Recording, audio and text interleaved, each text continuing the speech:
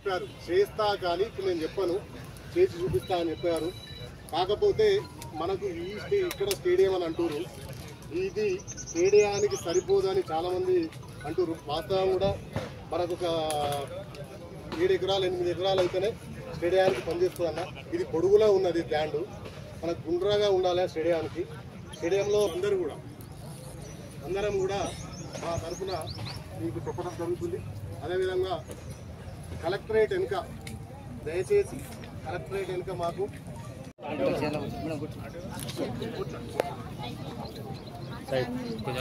గోడలు కట్టినట్లు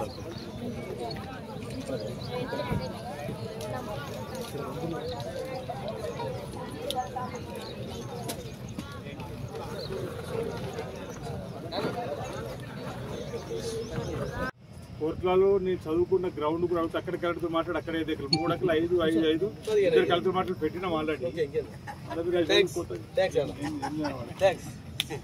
పడడానికి ఒక ఆస్కారం ఏర్పడింది. వాళ్ళ ఎన్నో రోజుల నుంచి అప్పుడా నిరూపిస్తున్న దానికి ఒక ఆరంభం ఇవ్వడానికి ఒక ప్రయత్నం జరుగుతుంది.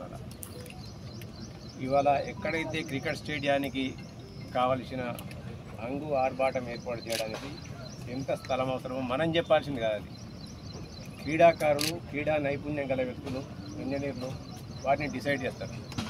ఎంత తక్కువ ప్లేసులు ఉన్నా కానీ ఇప్పుడు హిల్లీ ఏరియాలకు పోతాం మనం. ఇక్కడంటే స్థలం ఉండొచ్చు, మీకు అవపడుతుంది కావచ్చు.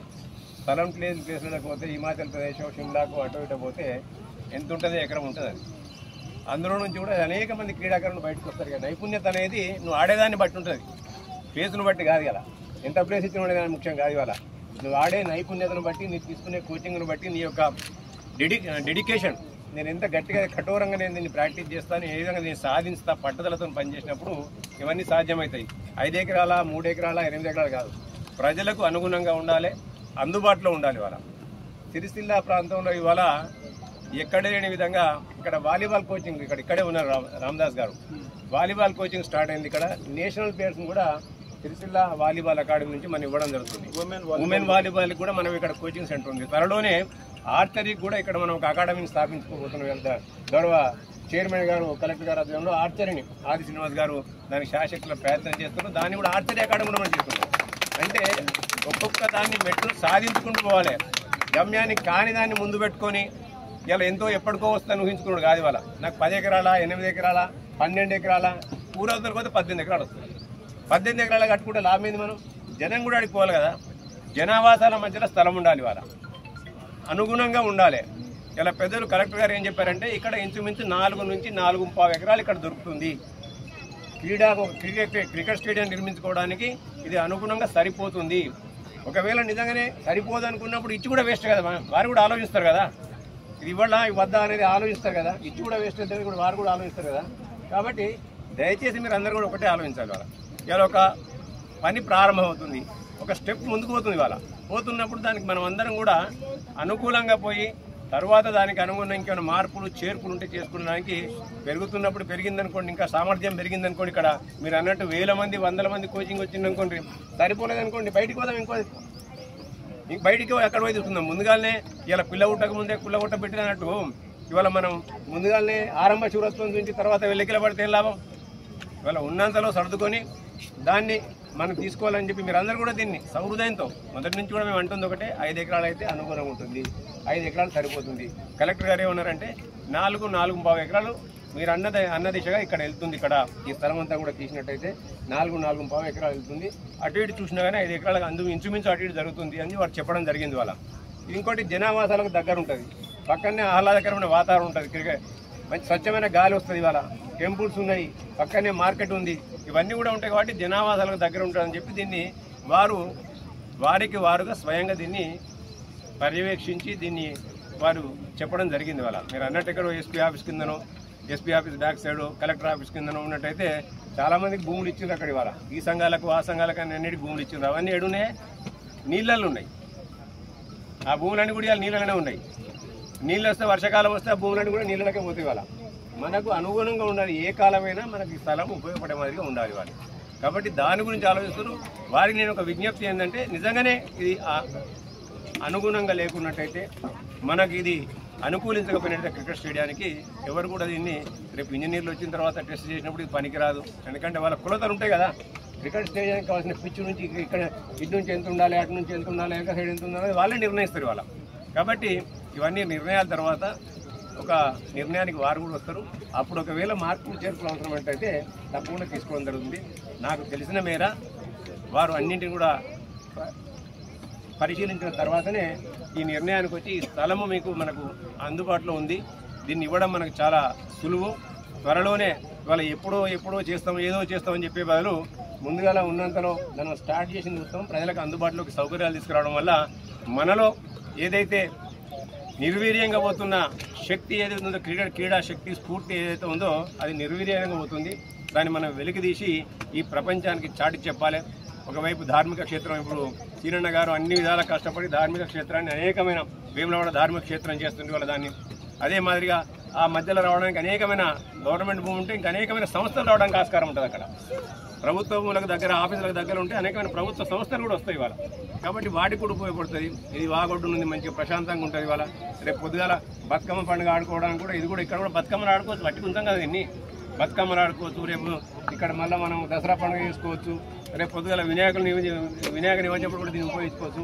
అన్ని రకాలుగా ఆలోచించిన తర్వాతనే వారు ఈ నిర్ధారణకు వచ్చినట్టు నేను భావిస్తున్నాను. దయచేసి మీరు కూడా స్థలము సరిపోతున్నప్పుడు దీన్ని ఎవరం కూడా హర్షించం, కానీ స్థలం సరిపోయినప్పుడు మనం అందరం కూడా సహృదయంతో దీనికి ఆమోదం తెలపాలని నేను అనుకుంటూ వారిని ఒకవేళ నిజంగానే అవసరం పడినప్పుడు దాని మార్పుల గురించి కూడా ఆలోచించడం విజ్ఞప్తి. చిన్న మాట నుంచి స్టార్ట్ చేస్తాం. మీకు తెలుస్తూ ఉంటాయి, ఈయన ఓన్లీ చదివారు, ఎప్పుడైనా స్పోర్ట్స్ ఆడలేదు అట్లా లేదు. నేను స్వయంగా స్పోర్ట్స్ పర్సన్ అయినా, సో నేను స్వయంగా వచ్చి ఇక్కడ చెక్ చేసాను ఈ పిచ్ 22 yards ఉందా లేదా, మొత్తం అటువైపు ఇటువైపు 100 yards ఉందా లేదా, ఆల్ బౌండరీ పెరిఫెరీ 100 yards ఉందా లేదా. దీని తర్వాత శాటిలైట్ మ్యాపింగ్తో ఇది ఇవ్వడం జరిగింది. ఇంకా ఒకటి ఏమంటే మీ అందరు అవగాహన కోసం చెప్తున్నాను, ఈ కరకట్ట ఉంది కదా, అక్కడ చెక్ డ్యామ్ కనిపిస్తుంది కదా, ఈ చెక్ డ్యామ్ నుంచి ఆ బ్రిడ్జ్ వరకు ఒక కరకట్ట ఇంతకుముందు శాంక్షన్ అయినాయి 20 crores. అది ఆగి ఉండేది.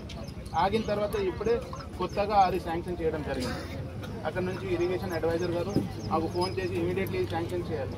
సో ఆ లైన్లో వస్తుంది సార్, అక్కడ ముందు లైన్లో వస్తుంది. ఆ లైన్లో వచ్చిన తర్వాత ఈ మొత్తం మనం మెజర్మెంట్ తీసుకున్నాం. ఒక సర్కులర్ దీన్ని దాదాపుగా 6 acres తీసుకున్నాం. ఆ 6 acres వచ్చిన తర్వాత నేను దీని మీద నా సహమతి ఇచ్చినాను. ఓకే, సో మీరు దీనికోసం అయితే పరేషాన్ కాకండి. మీరు ఫస్ట్ ఈ టెన్నిస్ బాల్ నుంచి క్రికెట్ ఆడడం బంద్ చేయండి.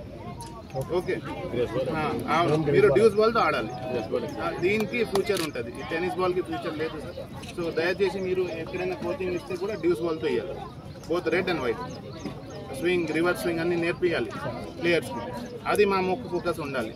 సో అట్లా చేస్తూ ఈ ల్యాండ్ విషయం నా పైన వదిలేసేయండి. కలెక్టరేట్ దగ్గర ఏం ల్యాండ్ లేదు, అది ఆల్రెడీ కోర్టుకి ఇవ్వడం జరిగింది సార్. సో అక్కడ ల్యాండ్ లేనే లేదు. సో మా ఆడియో గారితో కూడా ఒక ఏమే అంటే సర్కులర్ ఫ్యాషన్లో ఎల్ఆర్ డిబేట్లో కూడా ఇచ్చాము ఇంతకుముందు సార్. ఇండోర్ స్టేడియం 5 acres ఇచ్చాము అక్కడ క్రికెట్ స్టేడియం. మీరు 6 acres ఆ కరకట్ట వైపు నుంచి తీసుకొని మా సంఘాలు, క్రికెట్ సంఘాలు ఎవరెవరు ఉంటారు వాళ్ళకి చూపియండి. దాదాపుగా 2000 members మీటింగ్ కూడా అక్కడ వస్తుంది. సో సరిపోతాయి. మాకు ల్యాండ్ ప్రాబ్లం లేదు. కావాలంటే 408 పెద్దూరులో నేను 20 acres ఇవ్వచ్చు. కానీ యాక్సెసిబిలిటీ కూడా ఒక మేజర్ ఫ్యాక్టర్. ఇక్కడ ఉన్న ప్రతి ఒక్క స్కూల్ నుంచి వచ్చిన పిల్లలు ఉన్నారు, వాళ్ళకి దగ్గర ఉండాలి. మినీ స్టేడియం అటువైపు ఉంది కదా, ఒక షాప్ కూడా ఆప్షన్ కాలేదు. సార్ అక్కడ షాప్ ఉంది, ఆప్షన్ కాలేదు. సో అంత దూరంలో పెడితే ఎవరికి లాభం జరగదు. సో అదే ఆలోచనతో ఇక్కడ ఇవ్వడం జరిగింది. మీరు క్రికెట్ స్టేడియం వచ్చిన తర్వాత వెంటనే మీకు స్పోర్ట్స్ అథారిటీ ఆఫ్ తెలంగాణ నుంచి కూడా సార్ ఆమోదం వచ్చింది. మాకు ఇక్కడ ఇవ్వడానికి సిద్ధంగా ఉన్నారు. మీరు హామీ పూర్చి మీరు అందరూ మాట్లాడండి, మీకు మ్యాప్ చూపించడం జరుగుతుంది. అండ్ దయచేసి మీరు అది చూస్తూ మాకు హామీ ఇవ్వండి. ఇమీడియట్లీ ఇనాగ్రేషన్ కూడా పెట్టేస్తాం. దీని మీద ఏం లేదు. ఫస్ట్ మీ పిచ్ అయిపోతే మీరు స్టార్ట్ చేయవచ్చు మీ కోచింగ్. ఇప్పుడు మీకు ఏం కనిపిస్తున్నాయి, ఇటు అటు ఉన్నాయి, లెవెల్స్ సరిగా లేదు. కరకట్ట వచ్చిన తర్వాత ఫిల్లింగ్ అయిన తర్వాత పెద్దగా మీకు కనిపిస్తాయి. ఓకే, సో అది మీ ఊహాగానాలు మీరు నమ్మకండి దయచేసి. అండ్ ఇక్కడ మాకు కొంచెం సపోర్ట్ చేసి ఇక్కడ మీరు వెబ్ గారు ఉన్నారు, మహేందర్ రెడ్డి గారు ఉన్నారు, ఇంకా అందరూ ఉన్నారు. కాబట్టి మీరు దయచేసి చూసి మాకు ఒకసారి హామీ ఇవ్వండి. Thank you. మన మధ్యలోకి రావడం జరిగింది. వేదిక మీద గౌరవ రాజన్న సిరిసిల్ల జిల్లాలో అనేక ప్రభుత్వ కార్యక్రమాలు, అనేక ప్రైవేటు కార్యక్రమాల్లో పాల్గొనేటువంటి క్రమంలో కానీ, ఈ క్రీడలకు సంబంధించిన ఆటల పోటీలు జరిగి ముగింపు కార్యక్రమాలు, బహుమతి ఉత్సవ కార్యక్రమాలు, లేకపోతే క్రికెట్ క్రీడా ప్రారంభోత్సవాల సందర్భంగా మీ సన్నిధిలోకి వచ్చినప్పుడు మీ జూనియర్ కాలేజీలో ఆడుతున్నటువంటి సందర్భంలో ఇబ్బందులు ఎదురవుతూ ఉన్నాయి. గత 10 సంవత్సరాలు ఆ ప్రభుత్వంలో ఎన్నో మార్లు అడిగినప్పటికీ కూడా క్రీడాకారుల కోసం క్రీడా మైదానాన్ని కేటాయించలేకపోయినరు. మీరు ప్రజాప్రభుత్వం ఇందిరమ్మ ప్రభుత్వంలో క్రీడలకు ప్రాముఖ్యతనిస్తూ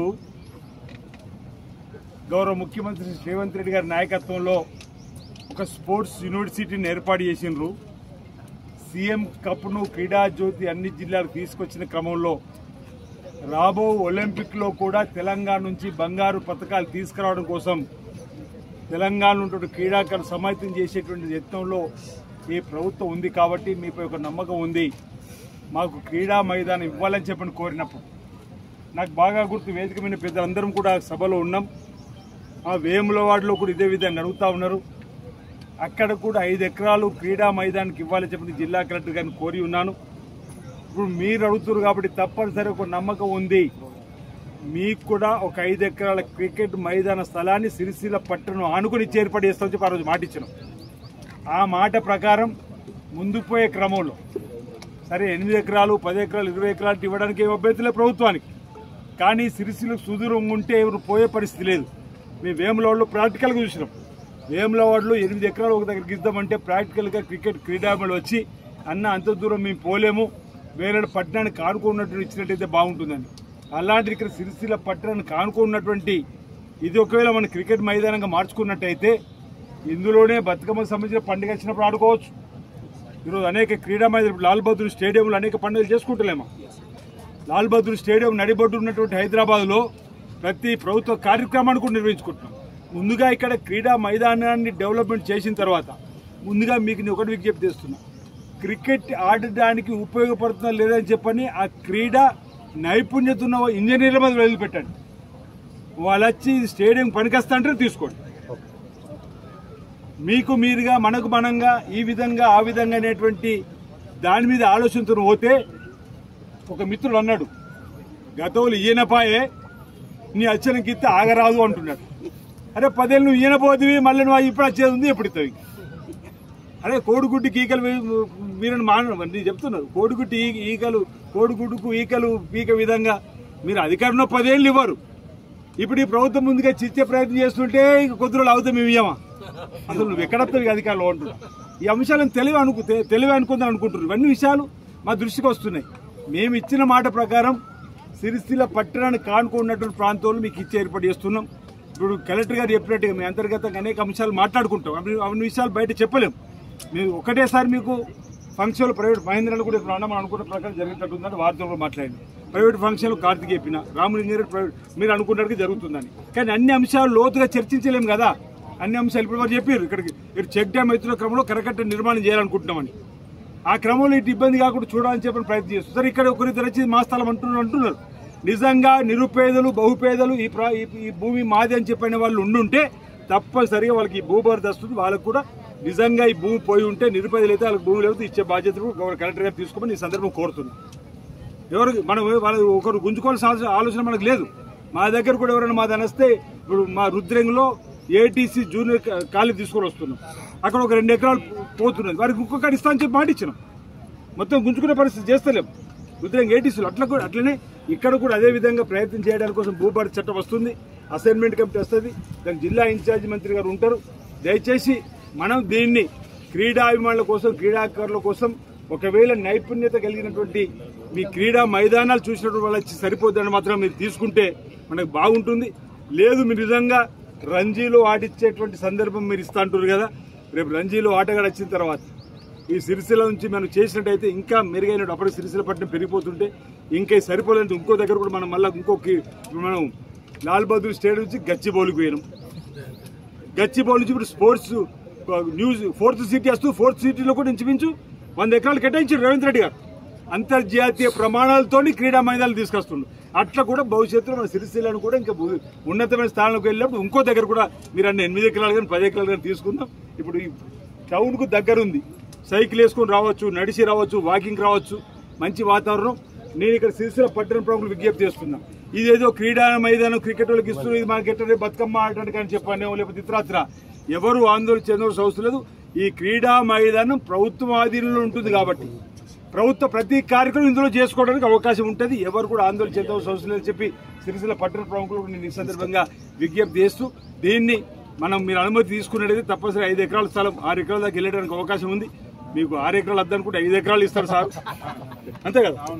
6 ఎకరం వేరే అంటే 5 ఎకరాలు అనుకున్న దాని ప్రకారం ఇంకా సార్ 6 ఎకరాలు అంటుండ్రు. 6 ఎకరాలు ఇవ్వడానికి కోసం కూడా కొలతలు వేసినా అంటుండ్రు కాబట్టి ఇబ్బంది లేదు. 2000 మంది కూర్చుంటే సిటీ కూడా వస్తుందని చెప్పి అంటుండు. మనం కూర్చుందాం. ఏదైనా తొలి అడుగు కొంచెం ఇబ్బంది, 2వ అడుగు ఈజీ. ఆ విధంగా మొదటి అడుగు వేస్తున్నాం. మీరు అందరూ కూడా స్వాగతించి, ఎందుకంటే గతంలో మీరు కోరుకున్నది దక్కలే, ఇప్పుడు దక్కే క్రమంలో మళ్ళీ తొలి అనుమానాలు ఎందుకోండి అంటున్నాను. ఈ ప్రభుత్వాన్ని ప్రభుత్వానికి కాబట్టి దీన్ని డెవలప్ చేస్తాం. క్రికెట్ సార్ అన్నట్టుగా ఆ బాల్ కాకుండా మంచి గట్టి బాదులు ఆడు ఫ్యూచర్ లేదా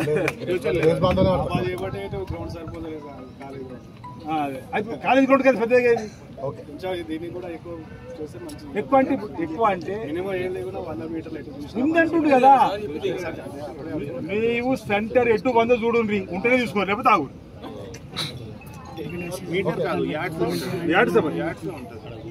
ఏదైతే క్రికెట్ ఆడడానికి ప్రమాణాలు ఉన్నాయో ఆ ప్రమాణ ప్రకారం సెంటర్లో కూడా మొల నాటు చుట్టూ తిరుగు. మా అడివి సభ వస్తాడు, మేము మర్చిపోయాను, చుట్టూ తిరిగితే ఉంటేనే తీసుకోవచ్చు. ఈ ఊరికి దీనికంటే ఈ ఊరికి చిక్క అవసరం లేదు. అదే కదండి. ఇప్పుడు అటు స్థలం నీకు అవసరం లేదు కదా, ఇబ్బంది ఏం లేదు కదా. ఇటు సైడ్ మన స్థలం ఉంది, చేసుకోవచ్చు.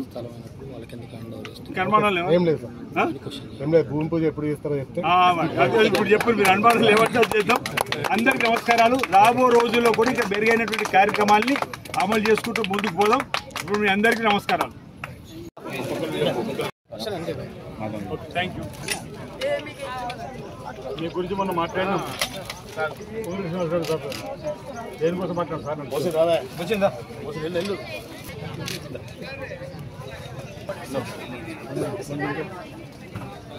సాయి దారా